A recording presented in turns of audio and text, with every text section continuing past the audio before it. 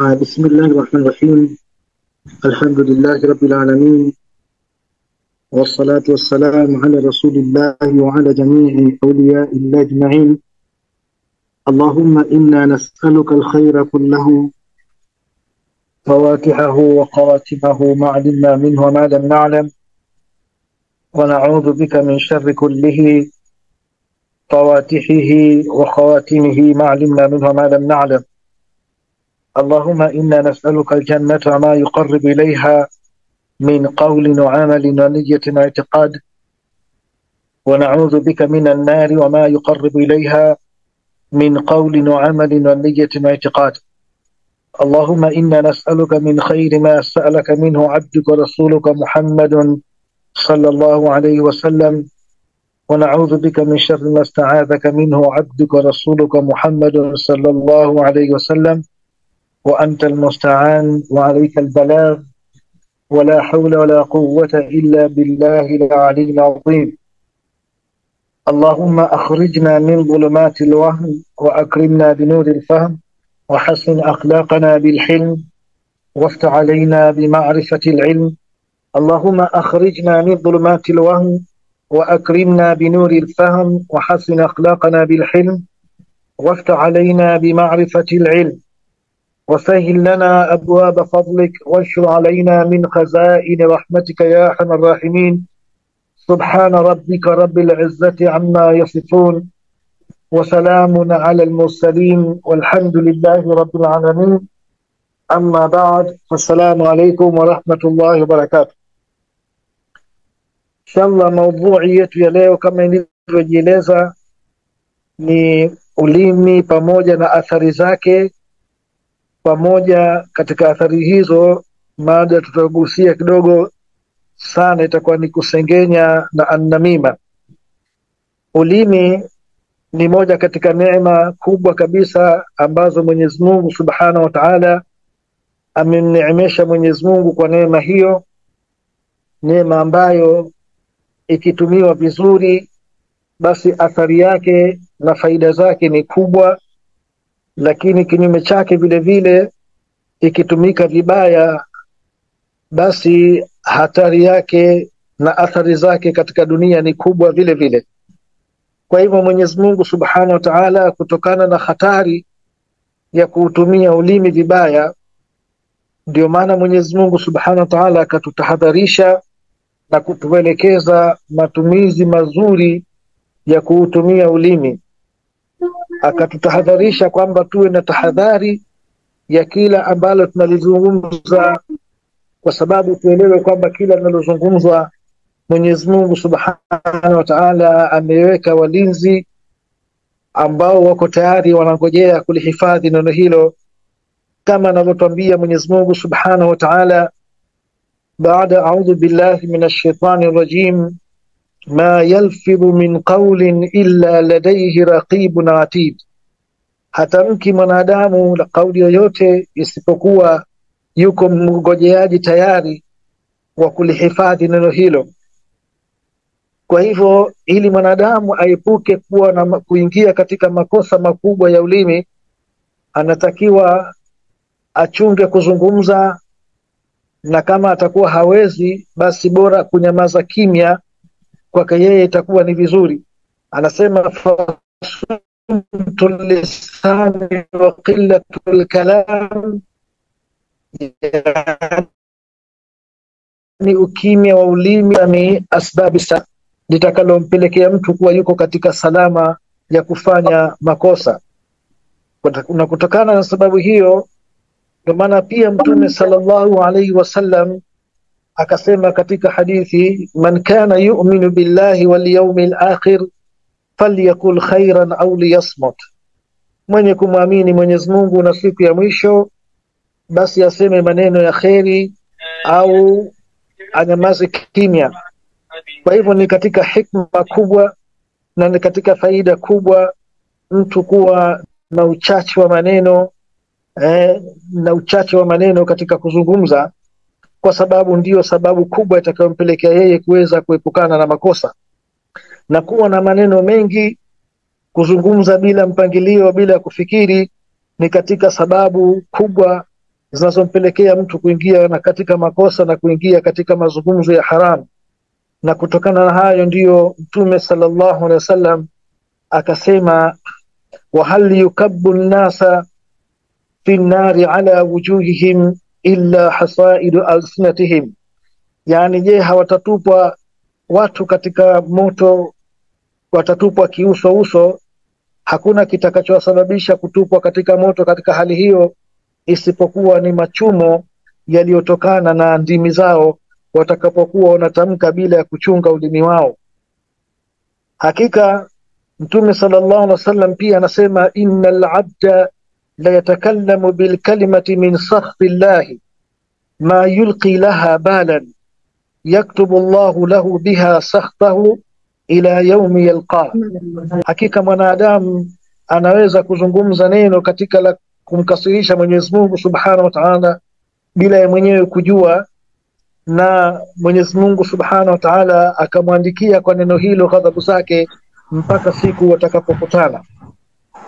Kwa hivyo ni wajibu wa kila Muislamu awe na juhudi kubwa katika kuchunga ulimi wake na kuwa na hadhari kubwa kuingia katika makosa yatakayosababishwa na ulimi wake.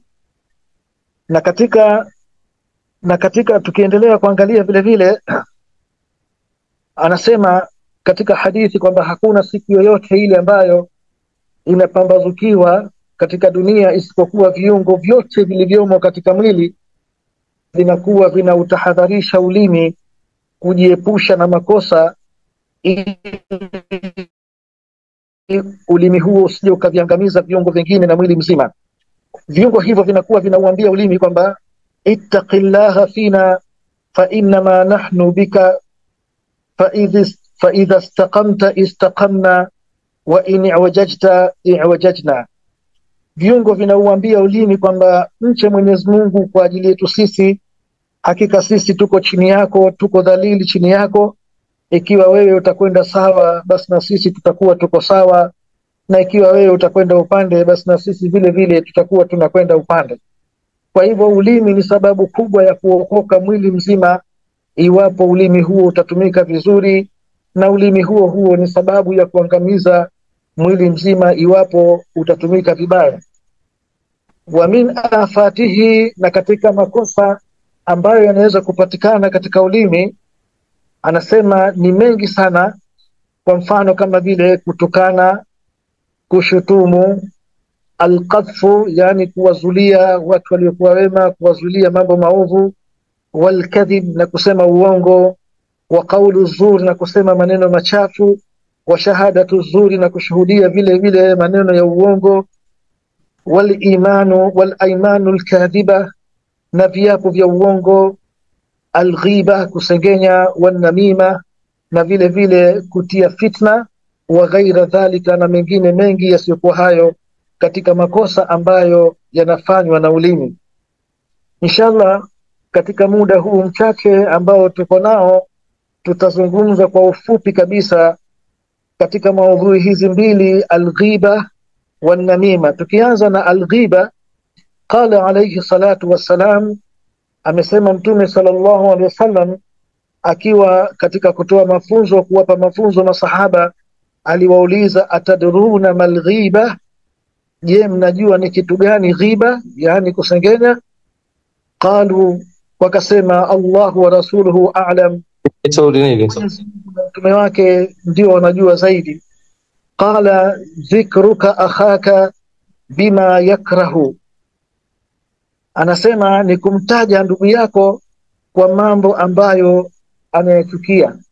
Ukamtaja kwa jambo ambalo anachukia, ikiwa hilo jambo ni jema au ikiwa ni baya, lakini kama mwenyewe anachukia basi ukamtaja, ukamzungumza, basi ikawa yeye mwenyewe hayupo, itakuwa umemsengenya. Ila Mtume sallallahu alaihi wasallam baada ya kutoa maelezo hayo kuhusu alghiba akaambiwa, afaraaita in kana fi akhi ma aqulu, waonaje ya Rasulullah ikiwa huyo ndugu yangu nimemzungumza hayo ninamzungumzia anayo kweli? Qala, akasema Mtume sallallahu alaihi wasallam, in kana fihi ma taqul faqad iqtabtahu, ikiwa kweli hayo aliyomzungumza anayo kweli, basi itakuwa umemsengenya. Wa in lam yakun fihi faqad bahattahu, na ikiwa itakuwa hayo aliyomzungumza hanayo, basi itakuwa hapo umemzulia. Kwa hivyo yote mawili yatakuwa ni makosa. Kumzulia katika jambo alilokuwa hana ni makosa, lakini kadhalika kumtaja katika mambo ambayo mwenyewe anachukia kutajwa kwayo vile vile ni makosa. Na jambo hili la kusengenya, pamoja na kwamba limekatazwa na kuonyeshwa hatari zake kubwa zilizopo katika jamii, kama vile kuwagombanisha watu, kuwafarakisha watu waliokuwa wapenzi, pengine mtu na ndugu yake, pengine mtu na mke wake, pengine mtu na jirani yake, pengine watu jamii fulani na jamii nyingine. Lakini ikiingia tu katika mambo haya kusengenya, wakatajwa kwa mambo ambayo wao wenyewe hawapendi kutajwa, basi inaweza kuleta mfarakano mkubwa baina yao.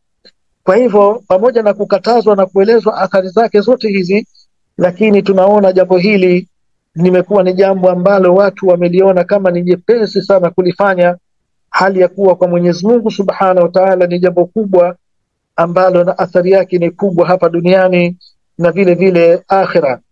Mwenyezi Mungu Subhanahu wa Ta'ala amelikataza jambo hili katika Qur'an na kuonyesha kwamba mwenye kulifanya anapata adhabu kali, kwa sababu ni katika makosa makubwa miongoni mwa makosa makubwa.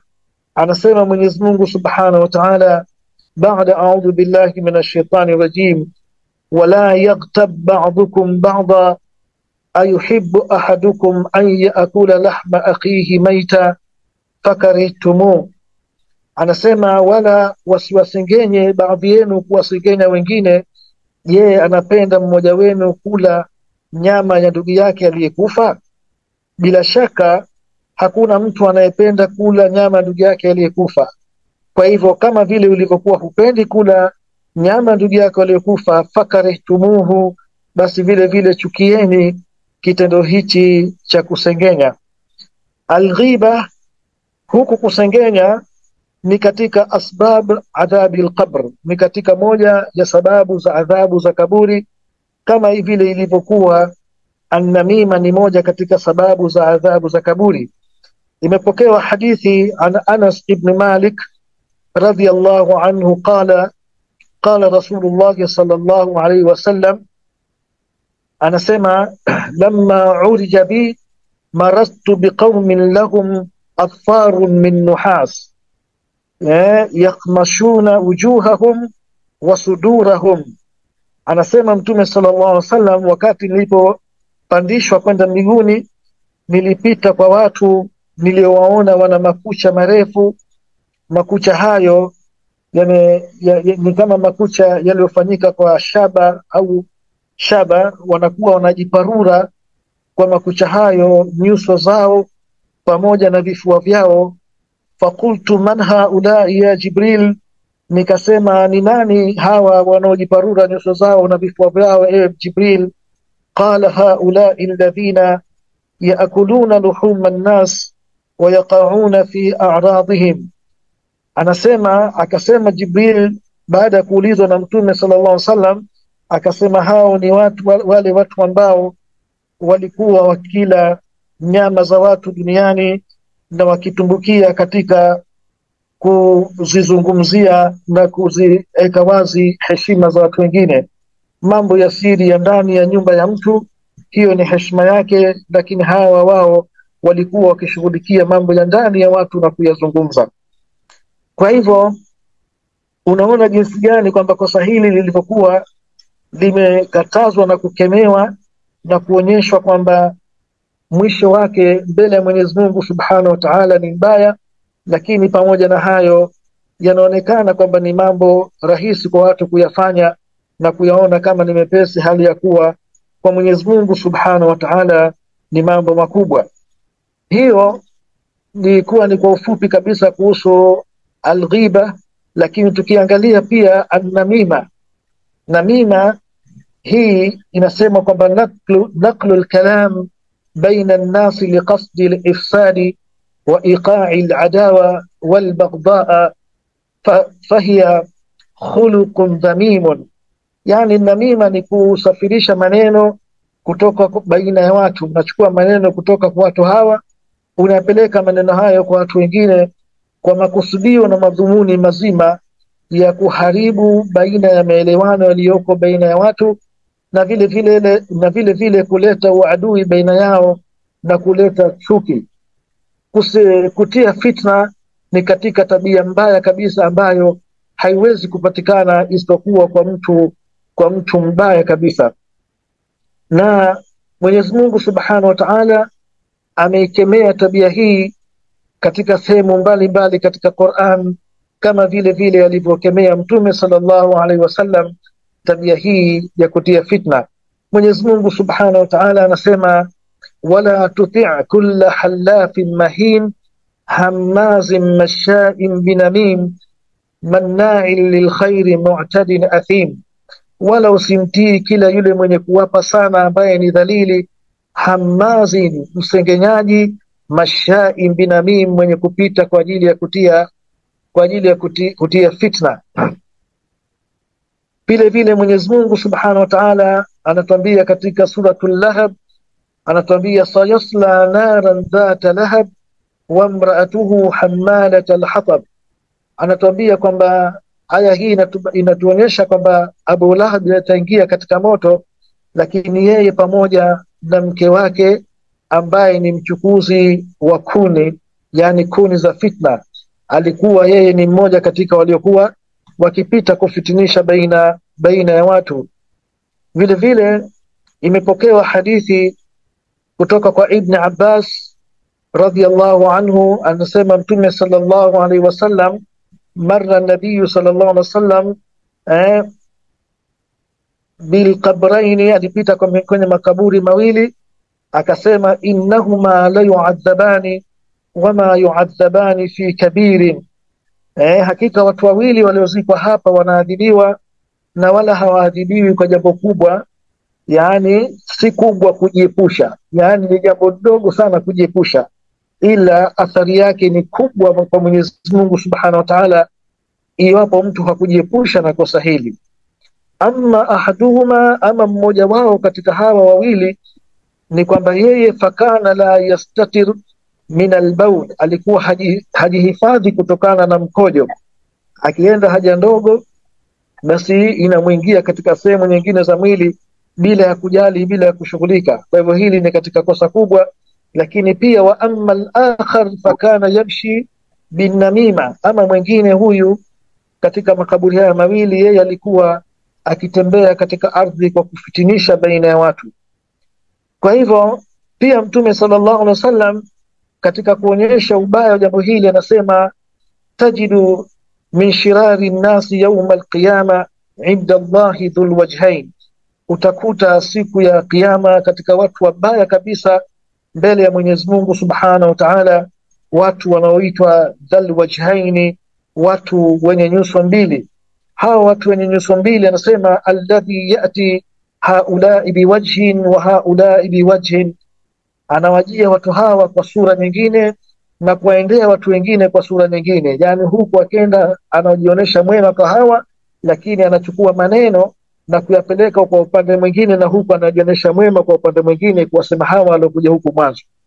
Kwa hivyo huyu mtu aina hii anaitwa dhul wajhaini, yani mtu anayejitokeza akiwa na nyuso mbili.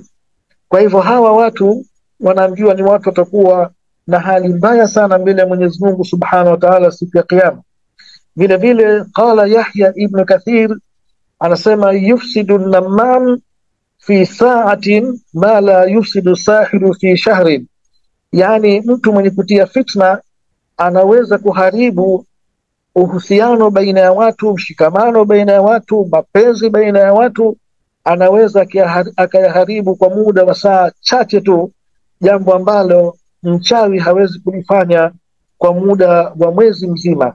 Kwa hivyo athari ya fitna ni kubwa sana kuliko athari ya uchawi, jinsi inavyoweza kufisidi baina ya watu.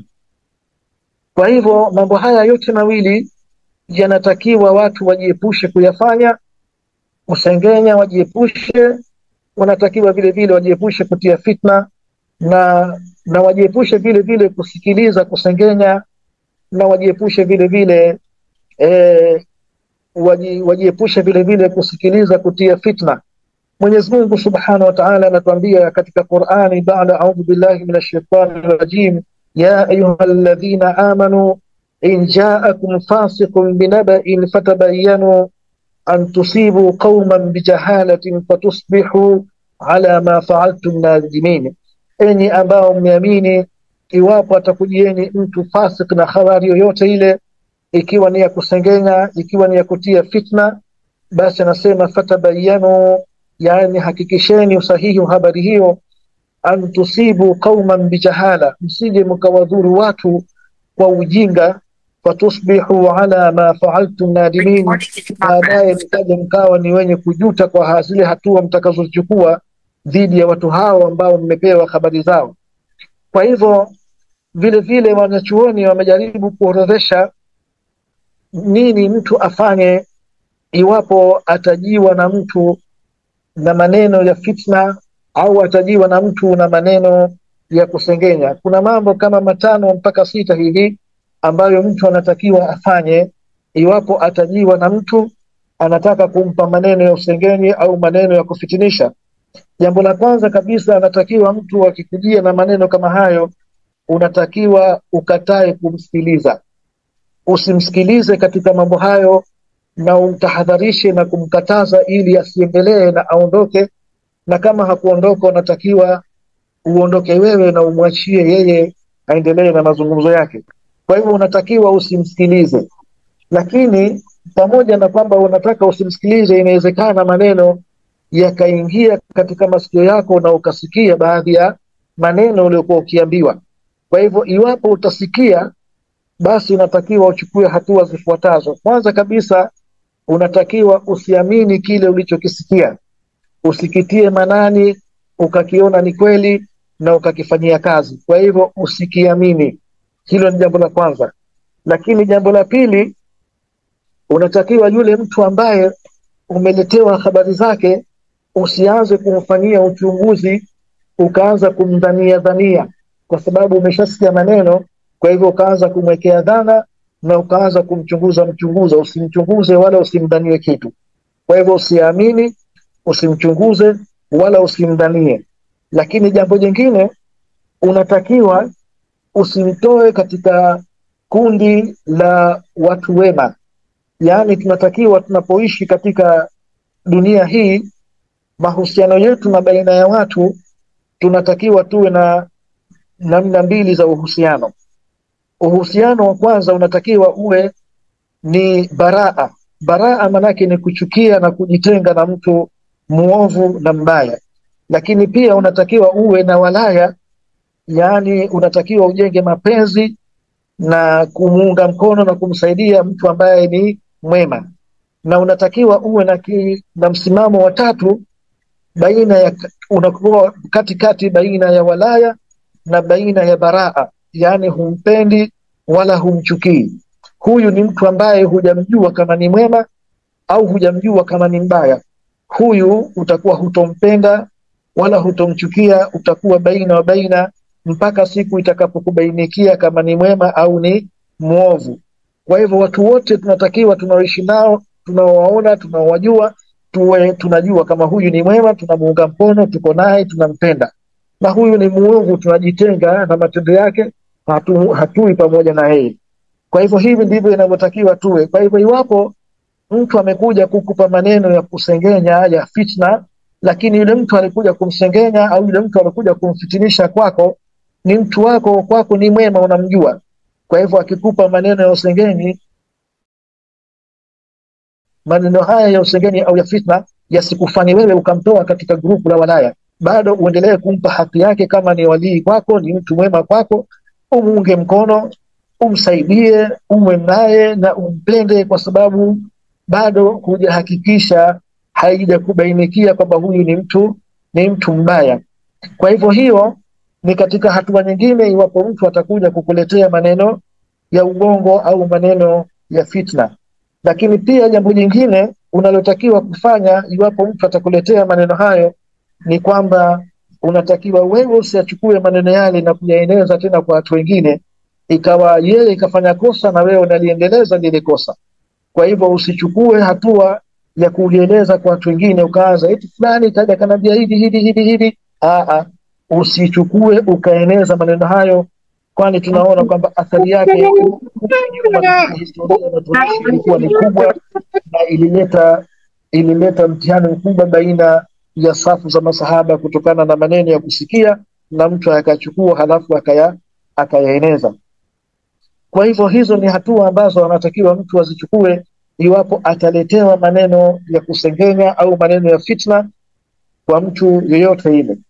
Lakini jambo jingine ni kwamba katika jambo lolote lile ambalo limekatazwa, limeharamishwa, tunaambiwa kwamba hakuna sheria yoyote isipokuwa, yani kila sheria wanasema any rule must have exception, kwamba kuna jambo hili pamoja na kwamba sheria ni hivi, lakini kuna isipokuwa ambayo inawezekana hili jambo likawa halali likatumika. Kwa hivyo kusengenya, hiyo adhamima ni haramu moja kwa moja asili yake, lakini kuna wakati basi kusengenya itakuwa inafaa, itakuwa ni halali, na kuna wakati vile vile an-namima itakuwa inafaa na itakuwa ni halali kuifanya. Kwa mfano tuchukue hii habari ya kusengenya, yani kusengenya ni kumtaja mtu bila ridhaa yake, yani bila kwa jambo ambalo yeye anachukia kutajwa na akiwa hayupo. Hii ni haramu, imeharamishwa. Lakini kuna mazingira ambayo inajuzu mtu kumsengenya. Kwa mfano kama mtu amedhulumiwa, baada ya kudhulumiwa sasa inatakikana ipatikane ushahidi, inatakikana ijulikane kwamba huyu kadhulumiwa, apate haki yake, na ili ajulikane kwamba kadhulumiwa lazima aliyedhulumu ajulikane. Kwa hivyo kumtangaza aliyedhulumiwa ili apate haki yake, inabidi na lazima aliyedhulumu atajwe. Kwa hivyo katika hali kama hiyo inajuzu kumsengenya, ukamtaja kama bwana huyu kanyang'anywa na aliyemnyang'anya bwana ni fulani bwana. Unaona, vile vile itajuzu mtu kumsengenya na kumtaja habari zake iwapo itakuwa umetakiwa wewe utoe shahidi katika mahakama, kama Mwenyezi Mungu alivyosema wala taktumu shahada, wala msifiche ushahidi utakapohitajika, usifiche ushahidi. Kwa hivyo inajuzu mtu kumsengenya ukatoa ushahidi kwa kile ambacho kimezungumzwa. Kwa hivyo kuna mazingira ambayo haya mambo yanaweza yakatumika ikawa ni halali. Kwa hivyo unatakiwa mtu uwe na kipimo cha kupima na kujua wakati gani itakuwa ni halali, wakati gani itakuwa ni haramu. Kwa hivyo wakati wote ule ambao utahisi hapa utakuwa unaokoa uhai au unaokoa haki ya mtu, basi hapa itajuzu mtu kusengenya na ukaweza kuokoa uhai wa mtu au ukaokoa mali ya mtu, haki yake ikawa haikupotea.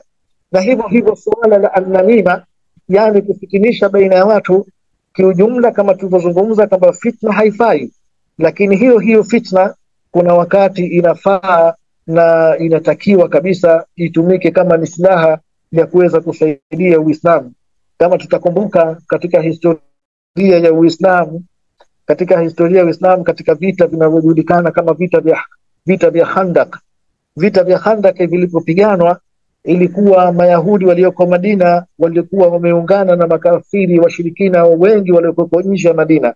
Walikubaliana kwamba waje wale washirikina, wakija washirikiane na Mayahudi walioko ndani ya Madina ili kuwapiga na kuwashambulia Waislamu.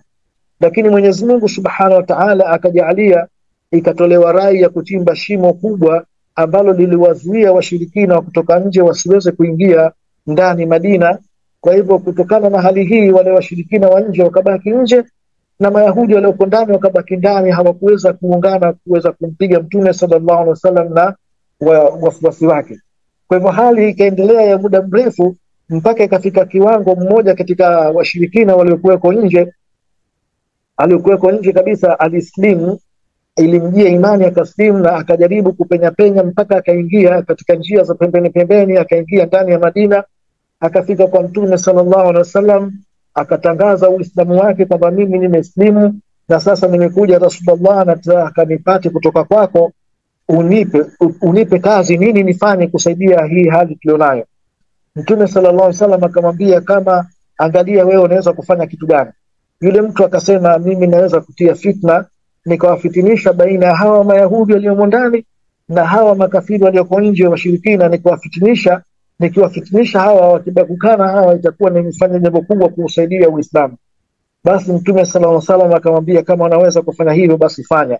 Kwa hivyo ile mtu moja kwa moja, jambo la kwanza alilofanya, alikwenda kwa Mayahudi walioko pale ndani ya Madina, akamwambia, jamani, mimi nimekuja, nani mnanijua kama mimi ni mwenzenu, niko pamoja na nyinyi, basi nimekuja kukupeni habari za watu walioko nje, washirikina walioko nje, kwamba wao sasa wanataka kukusalitini nyie, hawataki tena, wanakwenda zao na wanakuachieni nyie mpigwe peke yenu na Muhammad.